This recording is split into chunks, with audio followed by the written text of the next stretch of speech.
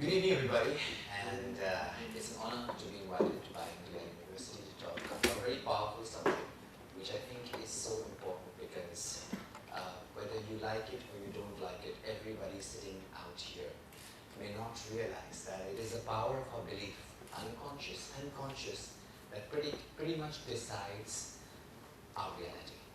And in the words of Dr. Joe Dispenza, who's a very famous scientist, and has worked on brain scans of human beings and looked at the possibilities that exist, you will come to know that your personal reality is very much connected to your personality.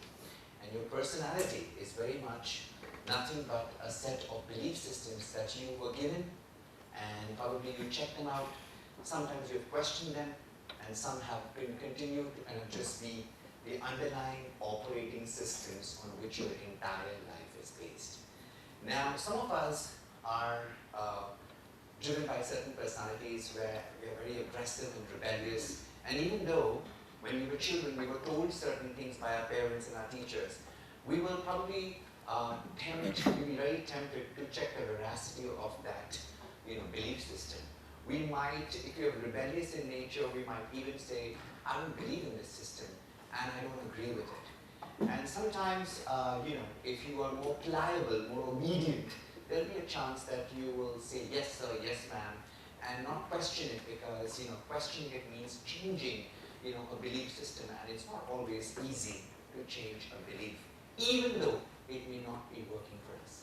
So many of us today, including myself, have been following a certain belief pattern that may not serve us, that has been given to us culturally, socially, religiously, and it doesn't serve us. It doesn't serve our higher good, but we continue to do so simply because we are obedient. And sometimes it takes us to be a little disobedient. Sometimes it takes us to be a little rebellious, not a rebel without a cause, but to check, how is this belief system impacting my life? If it is a very small aspect, and if it doesn't matter, you don't need to kind of be the soldier and constantly fight every battle in your life, because it will tire you out.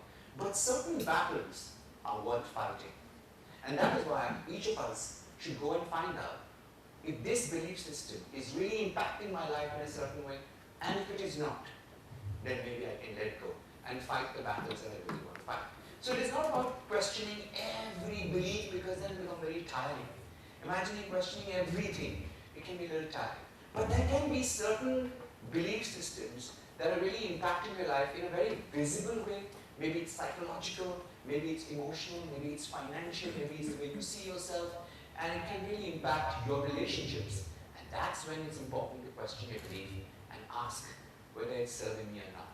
And then maybe take the steps to change it. So let's start once again with what is the belief. Belief is basically a thought process that has been given to you by your parents, initially, by your family, by your teachers, by your friends, and it is something that you kind of keep encountering with it. Sometimes people always believe that a belief system is scientific, not necessarily scientifically. In fact, Dr. Joe Dispenza says this very often, that a belief that is based not on fact sometimes is much more powerful, and it can also be very beneficial to you, because sometimes all you need is a belief that your reality can change. Your present may not be what it is, but the ability to imagine the future, which is the power of conviction, which is the power of imagination, can actually give you a way, a hope to kind of nurture yourself to come up with those, the life that you want. So it's so important that sometimes that you not necessarily have to always look for evidence in your belief. Because if you're going to look for evidence in every belief, like a scientific person would do, would say, okay, if it is not scientifically proven, I will not believe it. But sometimes you need to take the leap of faith in a belief system just to create that sense of hope and purpose, and that is how most people in the world would be able to change their lives. Yes? In fact, there's also been a complete research done where, many times in the scientific journals you will see that a certain group of people, group A, has been given a certain drug to be tested, and a certain group is called the placebo effect. You know what the placebo effect is? Where they're given a pill which probably contains only sugar and has no concept of what it is supposed to do. But they're both told that this is a drug that has been given to test you, to check if it really helps you, maybe just create a sense, give you sleep or don't create sleep, or maybe a sleeping pill. And those who believed in it, even though it was not a sleeping pill, actually fell asleep. And that is the power of belief, because it is the power of suggestion, it's the power of suggestibility, it is the power of it to convince you that probably it exists. So even though it may not be physically tangible, or there may not be proof about the fact that it exists, but your belief or the ability to kind of be suggestible kind of creates your reality. So that is the power of belief. And therefore, it's so important to check whether your belief systems work for you or not. Now, coming to my personal life, it's all great now when I'm at 48 to look at it and say, what were your belief systems? But when I was as young as you, I have to tell you that I didn't think so much. I just went with whatever was my personality. And now that I look back at it posthumously, because I've lived those years, I have to say that certain belief systems really worked to my advantage, and certain didn't. For example, my belief system that I lived in this concept that I came from a very poor, underprivileged, financially, and yet in my head I always believed that I had everything that I needed. So as a child, I used that sense of imagination to believe I am rich, I am good enough, and I will succeed. And even though that was not rooted in my reality, the belief was so much so that I fooled myself. And you say, you fake it till you make it, it actually sometimes really works, especially if it is in a positive way. And sometimes this can, when you are constantly practicing the fact that you have the abundance, that that there are opportunities out there, somehow, there is a certain providence of nature which kind of comes in sooner or later and gives you the opportunities that you're looking for. Because if you believe that you're a victim, if you believe that things are going to turn out, like Murphy's law, whatever has to go wrong will go wrong, then there's a higher possibility that people who are pessimistic, or those who kind of always believe that the world is a horrible place to live in, will eventually create that reality. So sometimes it's very important to be able to lie to yourself in certain capacity, which is not harmful, where you are not denying a certain aspect of your life, but you're hoping that the future will be better. And when you believe in that, it really creates that reality.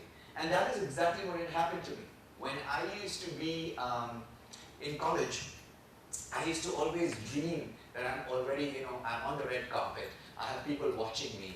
I will be, getting some award. In fact, I remember going from I used to live in Bombay, and if you know something about Bombay, I lived in Andheri, and then, my college was in town, which is South Bombay, and we traveled by train. And I remember, standing in the train every day in and day out, dreaming, like, there's this Mungeri Lal ke Haseen Sapne. I was that guy. I was constantly dreaming that, I'm getting the award, and this will be my speech, and these are going to be my words, and then people will take pictures of me. And it actually was such a high that I used to get a dopamine rush. And I started creating that rush all the time, to such an extent that I started believing it in many ways. And in some ways, my mind didn't even know at points that it was not the reality. And suddenly, when you create that reality in your head again, your brain doesn't know what is real, what is fiction, what is being created artificially, what is actually the reality. And voila, in a few years from then on, I got those opportunities. Now that is what we call as law of attraction. But did I know what law of attraction was? I didn't. Way back in 1980s, that book had not been released. Okay? Rhonda Byrne had not spoken to many people from whom she got it from. And it was not a concept even existing in that time. But it was very much a part of my daily manifestation, finding ways to kind of, travel that journey, because I wanted a different reality for myself. So I think in some ways that really helps to be able to kind of, look at a perspective that is far removed from your reality.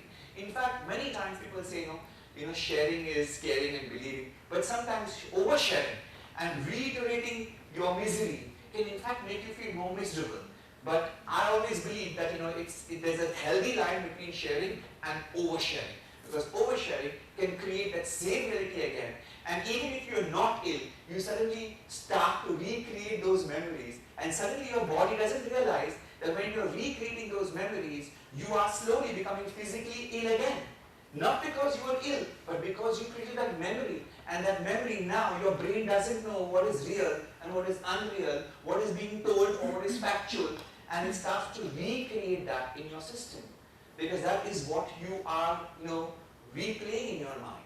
So it's very important to realize what is that limit where your sharing becomes oversharing, where now it's become a crutch of always talking and playing the victim, constantly repeating that cycle. So we need to ask yourself, is your belief system a victim or are you a survivor? Because that's a different story. You can be a victim, but you can look at yourself as a survivor. You could be a victim of somebody else's projected harshness of life. But if you look at yourself and say, but I survived it, and I want to grow out of it, then that's a very different perspective. That's a very different model to look at yourself from. So I think it's very important as to how you see your thought process and how you look at life, because that's going to shape a lot of your present reality. I think one of the important things when I was doing my, when I was in Dance India Dance as a judge, I came from a Catholic school. We were most focused on English speaking, and so therefore my gift for public speaking, for dramatics, for even talking on stage, even today, coming very prepared with a very small sketch of what I want to say and just finding a free flow, it becomes very easy and natural because I've been doing it for a long period of time. But the language was English. And now I was on a television show that required me to speak in Hindi. And I do remember my first season, I was terrible.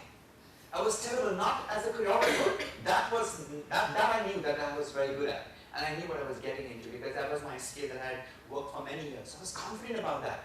But to translate my ideas, to be able to explain myself in Hindi was daunting. And it was not, and the set and the people around me make it easy because they didn't want to make fun of various aspects of my life. So I was made fun of my Hindi, for sure. Okay? And I looked at myself and said, wow, what do I do now? What do I do now? I have another season coming up, and will I allow them to kind of, look at me and say, this is a boy, he's Christian, he's supposed to have not spoken Hindi very, very well. His first language is English and Konkani, my mother tongue. How can he speak Hindi? But I didn't want to be a victim. I didn't want him to feel sorry for me. I'm like, I can change myself. I can work hard. And the next thing what I did was, I stopped my English subscription to the newspaper. I called for Navbharat Times. I read the newspaper from cover to cover, from end to end. There were many words that were like, wow, what are these words? And I had to go back to my 8th standard Hindi, and that time there was hardly the internet so much open out. So I used to kind of got a Hindi Urdu dictionary and started doing the same thing that I did when I was studying English. Because I remember when I was being schooled even for English elocution, I didn't know many of the highfalutin words that existed. And it was only while opening the dictionary I realized, oh, this is also a word. And then finding one other, I had 10 other new words. And I was like, okay, now I need to use this in my everyday language. Fortunately for me, I went back to my studio. And in that studio, I had lots of kids coming to learn dance. And most of them were coming from impoverished backgrounds who didn't understand English. And I had to always speak in Hindi, and I said, this is an opportunity. I am going to jharofy, if there's a word like that, Hindi, or whatever words I've learned, onto them. And it's going to become a practice session. So I had a practice session with them, and I said, आप लोग सब यहाँ पे आए हैं, आप अलग-अलग मुख्तलिफ चीज़ों गांव से आए हो, तो मैं चाहता हूँ कि मैं आपसे हिंदी में वार्तालाप करूँ. It was very high, and they was like, ये बहुत ज़्यादा हिंदी हो गया. But it actually helped me. Okay. And I practiced for 6 to 8 months. I picked up I asked for the DVDs of my season 1 tapes of my DID, and I looked at all of it and I was like, my God, I'm so terrible. And I said, okay, now stop that. Okay, now focus. What was your thought process? Because you had a thought process, it was in English, but by the time you translated it in Hindi, it was all muddled up. So I started writing down everything. What my thought process was in English, and translating it into Hindi. It was a very long process. And by season 3, people started noticing that I was absolutely fluent in this language too. And if I'd allowed the power of belief to feel, but what could I do? I went to an English-speaking school. I don't come from a Hindi-speaking school. But the language and the business that you are in requires you to speak in Hindi. And, this is going to be your mainstay for life. And you enjoy, dance and you enjoy judging, then you will have to make the sacrifices. So I think once you shift your narrative from being a victim to saying, okay, I can do this, and and believe in yourself and working towards it. It doesn't mean that you can't, that you will, just by affirmation that I'm going to speak good Hindi every day. I'm going to speak good Hindi every day. It doesn't work like that. Okay, it works by putting the effort too.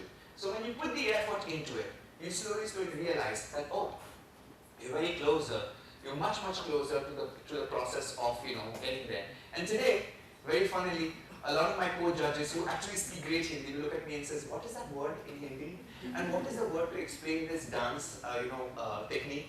And I'm smiling to myself. I said, 10 years ago, this would have, the table would have been turned, and they would have said, "Iski Hindi to Chindi hai." And today, they are looking at me as the Shabdakosh of Hindi, which means a dictionary of Hindi. So it's really amazing the power of how you can change a certain aspect, a certain attitude towards you. And sometimes it's very overwhelming, and sometimes it's super daunting. But all I want to tell you is take a leaf from my favorite book, which is The Boy, the Mole, the Fox, and the Horse. If any of you have not brought this book, you must bring this book. It's a very tiny book. It's a very simple book with pictures. And at one juncture, the boy tells the horse, "I'm so overwhelmed. I don't know how I'm going to reach there." And the horse looks at him and says, "But can you see the first step?" And he says, "Yes, just take that." And sometimes all you require is to take that first step towards that overwhelming, dream or vision of who you want to be. And it's all about taking that first step. Forget about the long haul or how far the goal is. Just take that first step. Come closer to your dream by taking that one step every day. And that's the secret of the power of belief, the power of taking that one step every day. It's not about saying that you will radically change everything overnight, but taking that small step towards your goal, towards your eventual dream is what is required, and that can change. So the power of belief is absolutely true. It's the way that has shaped many lives, that has changed people who have got cancer and they have reversed their cancer without any medication.